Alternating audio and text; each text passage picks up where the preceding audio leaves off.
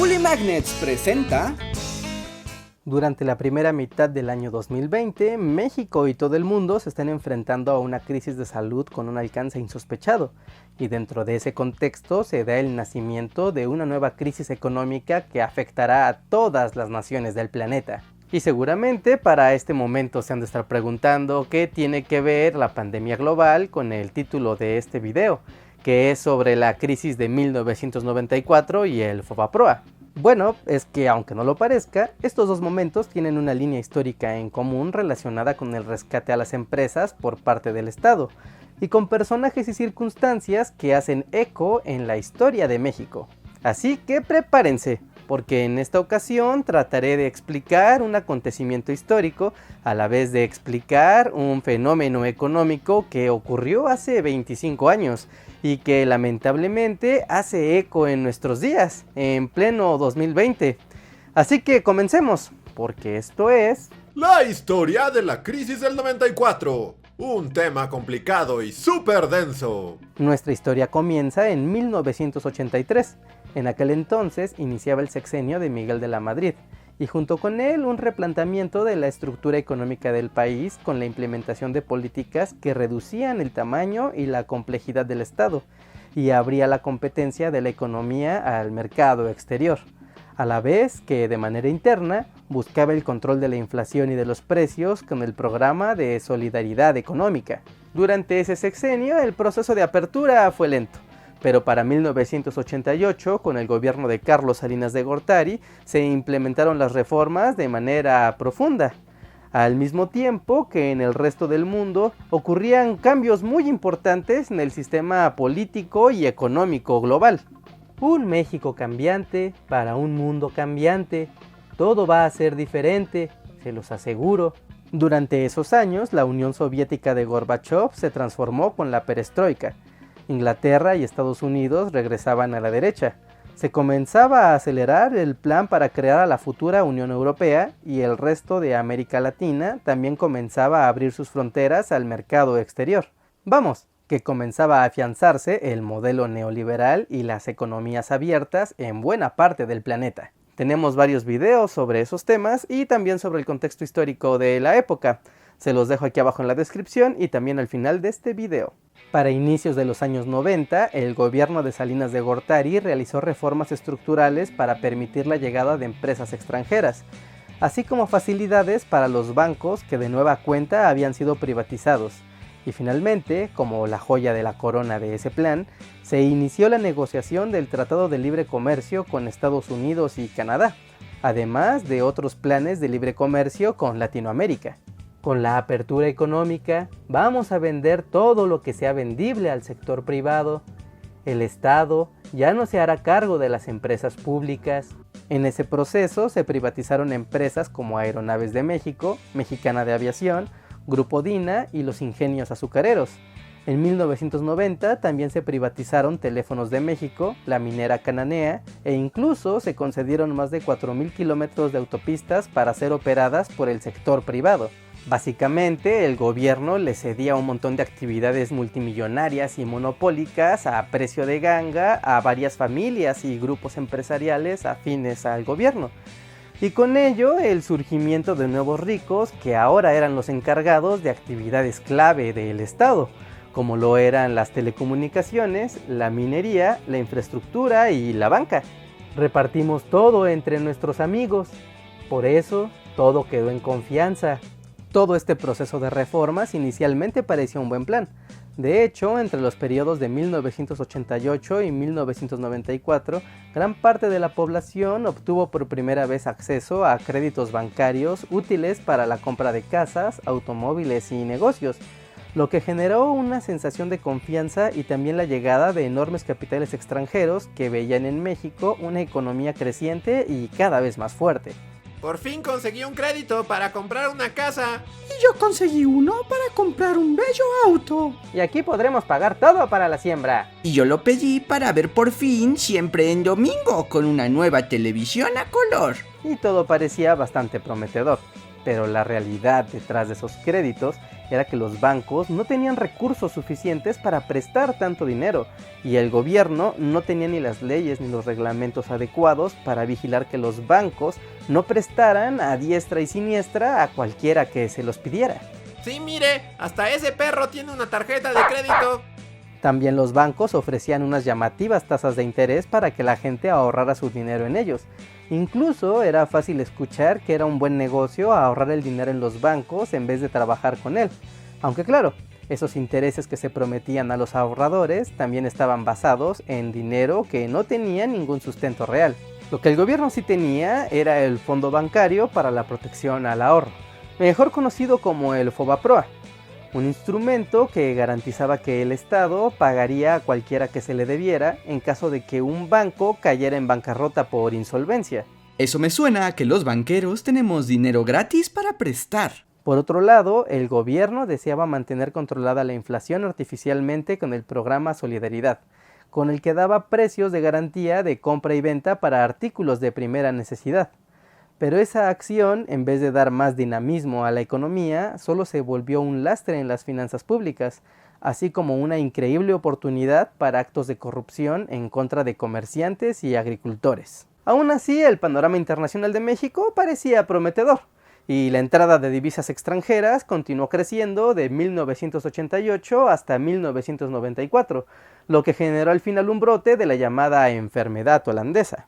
Noticia de última hora. Comienzan a aparecer repentinamente montones de molinos en todo México. Testigos afirman de cada vez más personas con zapatos de madera y jardines enteros decorados de tulipanes.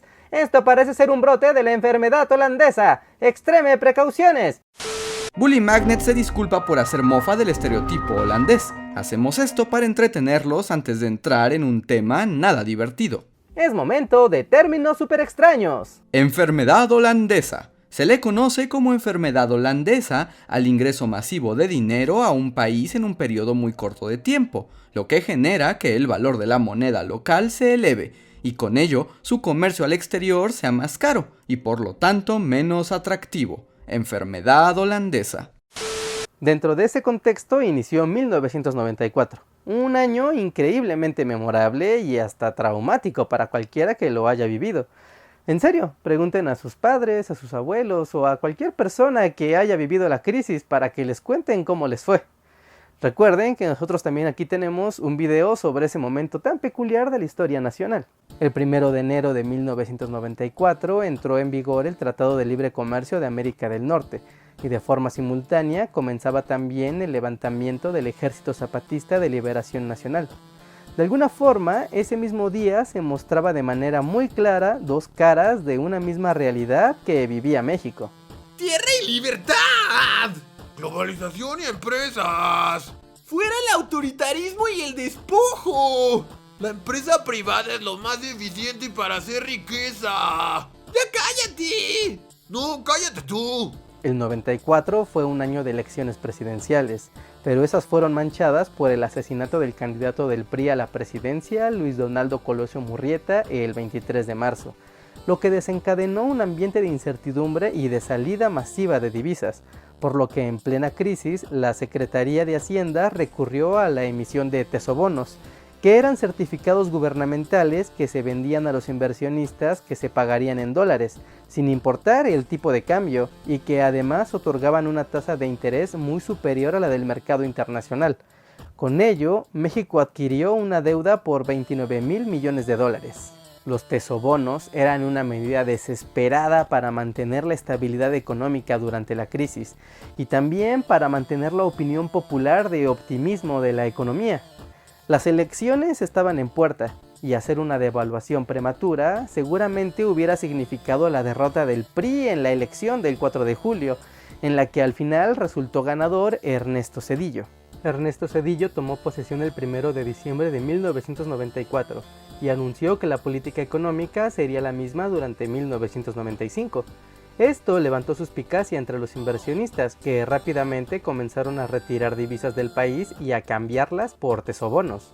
Para el 19 de diciembre, el gobierno se reunió con el sector empresarial y allí acordaron la devaluación del peso. Al día siguiente se hizo el anuncio oficial y para el 21 de diciembre ya habían salido de golpe más de 100 millones de dólares de las reservas del país. ¡Oh no! ¡Todo se cae a pedazos! ¡Se cae a pedazos! Con la incertidumbre por el ZLN, el asesinato del candidato del PRI y finalmente el anuncio público de una devaluación en diciembre, se hizo merma durante todo el año de las reservas internacionales mexicanas, llegando de tener 24,000 millones de dólares a inicios del año y terminarlo con tan solo 6,200 millones. Esto además agravado por los tesobonos, que eran deuda en dólares que el gobierno no podía pagar. De golpe, el precio del dólar pasó de 3.44 a 5.10 pesos. Se implementó el IVA con un 15% de impuesto a prácticamente todos los productos y servicios. El gobierno contrajo su actividad y se subieron con fuerza las tasas de interés, lo cual significó un golpe devastador para cualquiera que tuviera un crédito. Con los nuevos intereses jamás podré pagar esta casa. Y yo tendré que devolver mi bello auto. Ya mejor me voy para Estados Unidos. Y ya no podré ver siempre en domingo. De golpe el costo de la vida prácticamente se duplicó. Los planes de crecimiento se desvanecían y las deudas para todos se hicieron prácticamente impagables. Esto último generó una crisis aún mayor dentro de los bancos que habían prestado muchísimo dinero y ahora al mismo tiempo ya no recibían pagos por parte de sus deudores, por lo que la gente que tenía allí ahorrado su dinero no podía acceder a él por falta de liquidez. Ahora sí metimos bien la pata. Seguro que ya no nos salvamos de esto. ¿Qué pasará con México? ¿Conseguirá el dinero para salir de sus deudas? Quédate para más de esta historia, pero antes un recordatorio para que te unas a nuestro Patreon, pues con tan solo $1 al mes puedes ayudarnos a seguir con este proyecto. Con tu apoyo llevemos más historia divertida, clara y bien documentada a un montón de personas de todo el mundo. ¡Anímate ya! Ahora sí, continuamos con nuestra historia. Resultó que sí hubo una salida. Para 1995, el presidente de Estados Unidos, Bill Clinton, promovió un paquete por 50,000 millones de dólares para que México pagara los tesobonos y pudiera volver a operar. Aunque claro, no era por mero altruismo, y es que en ese momento México era uno de los principales consumidores de mercancías estadounidenses, y si México dejaba de consumir, significaría desempleos y cierres de empresas en los Estados Unidos. Les prestamos dinero solo porque es lo más conveniente para nosotros. Con ese dinero, México pagó la deuda en dólares de los tesobonos y también comenzó el proceso de rescate bancario con la activación del FOBAPROA para el rescate de los ahorros de los cuentahabientes. Uy, al final sí obtuvimos dinero gratis. El rescate bancario no estuvo libre de controversias, pues la negociación de la deuda de los bancos se hacía en secreto y siempre estaba sujeta a cambios, lo que levantó sospechas de corrupción entre la clase política y los empresarios. Es que como siempre tenemos que hacer todo entre amigos para quedar en confianza. Y aquí se ejecutó una de las maniobras de corrupción más grandes en la historia de México, pues el sistema de rescate pedía a los ahorradores que se declararan en bancarrota para poder rescatar sus ahorros y absorber sus créditos, cosa que tenía mucho sentido para los pequeños y medianos ahorradores que en efecto estaban en bancarrota, pero ocurría que también había otros ahorradores. Oh, la desgracia. Nosotros también nos declaramos en bancarrota en esta terrible situación. Sí, nuestros negocios millonarios no pueden hacer frente a esta situación. Necesitamos que nos rescaten. Oigan, pero ustedes sí tienen dinero para pagar sus deudas y sus negocios siguen tan prósperos como siempre. Es que la ley dice que si te declaras en bancarrota, el gobierno absorberá todas las deudas. Y ya saben lo que dicen, la ley es la ley. Para 1995, la aplicación del FOBAPROA generó una deuda por 550,000 millones de dólares más intereses. Una deuda virtualmente imposible de pagar al corto o al mediano plazo. El FOBAPROA también generó un terremoto político que le quitó la hegemonía en las cámaras al PRI y que permitió el ascenso de las fuerzas opositoras del PAN y del PRD. Por un lado, el PAN, dirigido por Felipe Calderón Hinojosa, que se anunciaba como defensor del empresariado nacional, y por otro lado, en el PRD, Andrés Manuel López Obrador, que rechazaba la idea de que el Estado absorbiera las deudas de los bancos y las empresas. Esa división se acentuó cuando en 1998 el Partido de la Revolución Democrática develó la lista de las empresas y personajes que fueron beneficiados por el rescate bancario. Entre los beneficiarios se encontraban empresas con finanzas sanas y que en lo práctico no ameritaban el apoyo. También políticos y medios de comunicación que igualmente recibieron millones de pesos de manera directa, libre y sin justificación alguna. La lista de algunos de los más populares incluía General Motors, Videovisa, Salinas y Rocha, Taesa, Grupo Dina, Cementos Cruz Azul, Televisión Azteca, Mexlub, Estrella Blanca, Home Mart, los periódicos El Universal y el periódico Excelsior, Electra, Aeropostal de México, Baby Crazy, Zapaterías Canadá, Chedraui, Del Monte, K2, así como autopistas y carreteras y hasta el parque recreativo Reino Aventura. En la lista también figuraban personajes del mundo empresarial y de los medios de comunicación. Obviamente también políticos de todo el país. Y entre ellos destacaban el candidato presidencial en el 2000, Alberto Labastida, y el ahora expresidente Vicente Fox Quesada.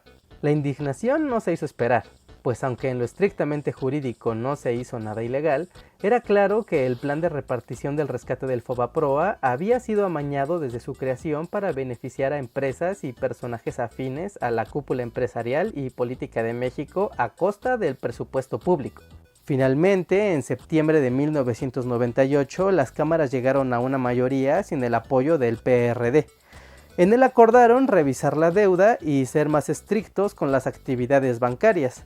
También crearon el Instituto para la Protección al Ahorro Bancario y absorber así las deudas del Fobaproa. Todo esto con el aval de la Suprema Corte de Justicia de la Nación, que hacía todo esto legal a pesar de que había muchísimas irregularidades. Con eso se le dio cierre al tema y se hizo legal el pago de una deuda prevista a pagarse mes a mes hasta el año del 2070. Claro, eso siempre y cuando no se detenga el pago o se dejen crecer los intereses. Deudas con muchos paguitos para pagar poquito. Finalmente, todo este proceso logró afianzar el lugar de México dentro de la economía global, que poco a poco se fue recuperando en gran parte gracias al Tratado de Libre Comercio de América del Norte. Sin embargo, después de todo lo acontecido, México no volvió a ser el mismo. Se los dije, todo se volvió muy diferente. La crisis del 94 concluyó con 71 años de hegemonía del PRI. Destruyó la riqueza de millones de pequeños y medianos empresarios de golpe y creó una nueva ola de nuevos ricos vinculados al poder político.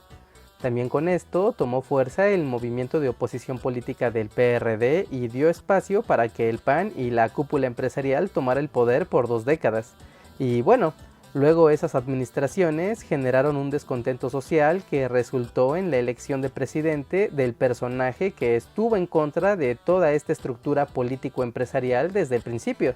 Un buen ejemplo de cómo el pasado nos ayuda a entender el presente y a darle contexto a declaraciones que se están dando en el marco de una nueva crisis económica. Cosas como esto. De que ya vayan dando por descontado el que no va a haber privilegios fiscales, no va a haber condonación de impuestos, no va a haber rescate a grandes empresas, bancos, no va a haber rescate en general, mucho menos para los grandes. El rescate es al pueblo de México. Así que ahí lo tienen. Un poco de historia que le da algo de contexto a algunas decisiones que están pasando en pleno 2020. Espero les haya gustado y también espero que dejen sus comentarios aquí abajo sobre la crisis del 94 y también sobre la situación actual. En serio, ¿ustedes qué creen que va a pasar? Creo que nadie lo sabe. No olviden dejarnos sus likes, no olviden suscribirse y recuerden, tenemos un montón de videos de historia de México y de todo el mundo. Pueden pasar toda la tarde viendo videos de Bully Magnets. Yo soy Reinhardt y nos vemos hasta la próxima.